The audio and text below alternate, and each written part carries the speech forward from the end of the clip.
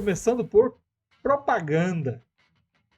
Essa é a grande questão, né? Quando a gente fala de diferença entre religião, seita e culto, eu realmente acho que os dois elementos específicos mais importantes para essa separação são dimensão e propaganda.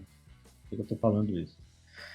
Toda religião surge como um culto ou uma seita. Então, assim, qualquer religião que você pensar, ela foi ou um culto ou uma seita. Então, o cristianismo. Em algum momento, uma galera resolveu ouvir o que Jesus Cristo tinha para falar e começou a acreditar naquilo ali. E eles eram minoria, eles eram um culto. Se alguém virasse e falasse, eu ouvi falar que tem um negócio de cristianismo, aí os caras falavam, não, é um culto. A galera, tem meia dúzia de maluco lá na região lá de Belém, não sei o que e tal. E aí tem um barbudo lá que fala as paradas, os caras acreditam e tal. Começa como um culto, né? Ou então começa como uma seita. Você tem uma religião, e aí alguém dentro daquela religião fala assim, então, eu não concordo com essa visão, não. Eu acho que não é bem isso aí, não. É outra coisa, vira um secto, vira uma parte daquilo. E aí, eventualmente, essa divergência pode evoluir a ponto dos caras falarem, então, eu acho que vocês estão entendendo tudo errado. Eu acho que essa divergência nossa é uma divergência muito grave. E a gente entrou numa situação em que a gente não pode continuar aqui, porque está totalmente errado. Então a gente vai criar a gente vai seguir essa galera aqui que concorda, vai acreditar nisso só separado, e vocês continuam acreditando em vocês que estão errados.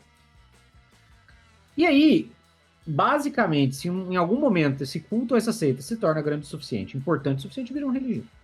E daí em diante é basicamente propaganda, que vai tratar qualquer coisa diferente como algo menor. Por isso que eu acho que existe essa conotação, essa ideia de que o culto é inerentemente secreto, pequeno e potencialmente maligno, ou mesmo herético, eu acho que ela é muito mais derivada de propaganda de religião estabelecida, né? Então, assim, como a maioria das religiões monoteístas atribuem um valor superior à própria crença, todo o resto é herético, todo o resto está errado, todo o resto é potencialmente até perigoso ou maligno. E aí é parte do processo de proselitismo, né, de convencimento, você deixar claro que qualquer grupo, independente do tamanho, que não seja daquilo ali, está errado. E aí quando ele é muito pequeno, normalmente as pessoas vão falar, isso é um culto, isso é uma seita, isso é não sei o que lá. Então, assim, o normal é qualquer religião estabelecida ter um caminho, um grupo, um núcleo, uma coisa mainstream, assim, uma coisa principal, que vai se esforçar em vender qualquer braço alternativo, qualquer divergência, como uma coisa, seja externa, no caso de culto, seja interna, no caso de seita, como algo menor, como algo errado. Né? Quando o protestantismo surge com Lutero, o Lutero era um religioso católico. Né?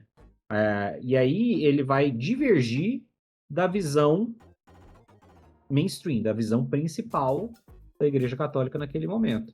E a Igreja Católica vai tratar aquilo como uma heresia. Vai falar, não, o que você está falando é uma heresia, o que você está falando é um absurdo, o que você está falando está errado.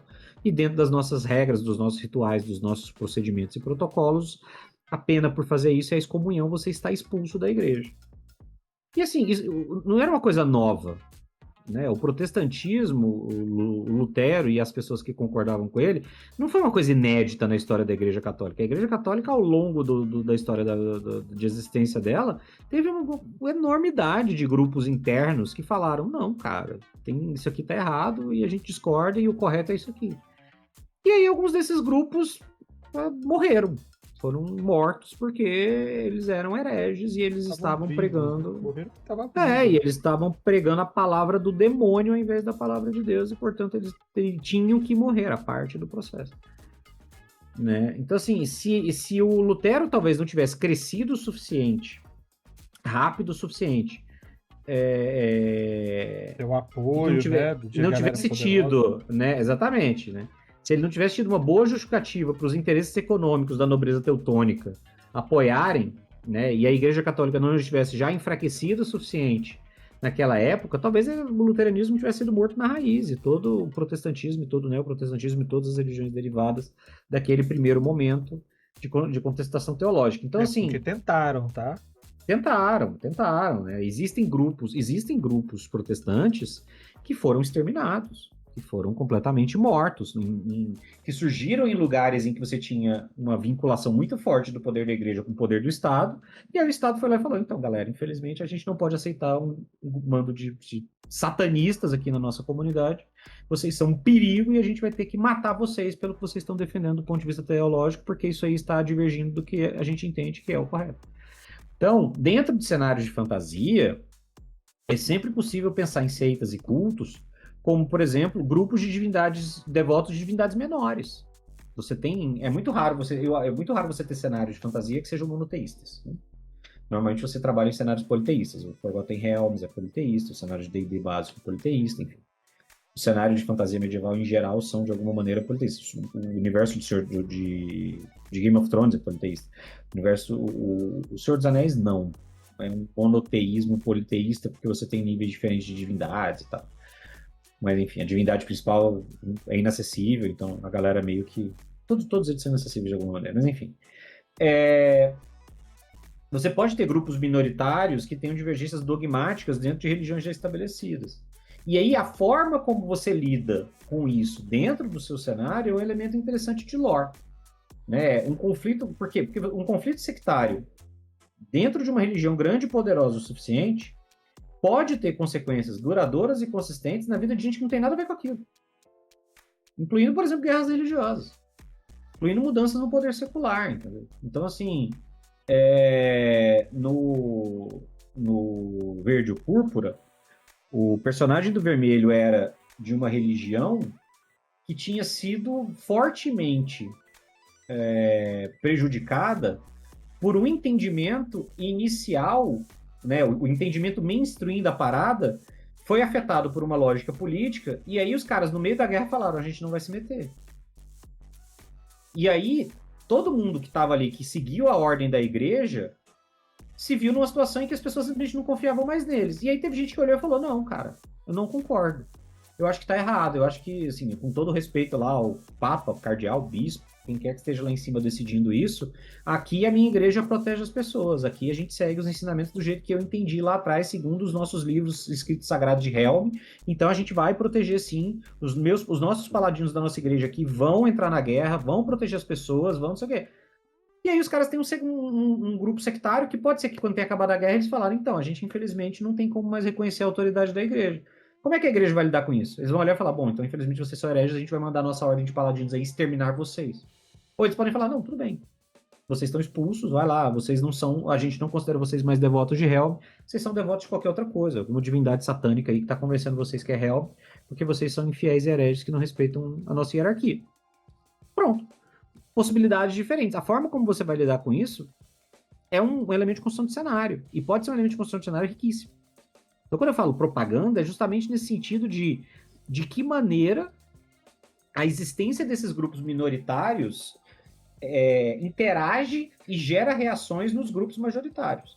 Porque, para mim, a única diferença entre uma religião, uma seita e um culto é isso. Dimensão e capacidade de propaganda e de interação entre elas.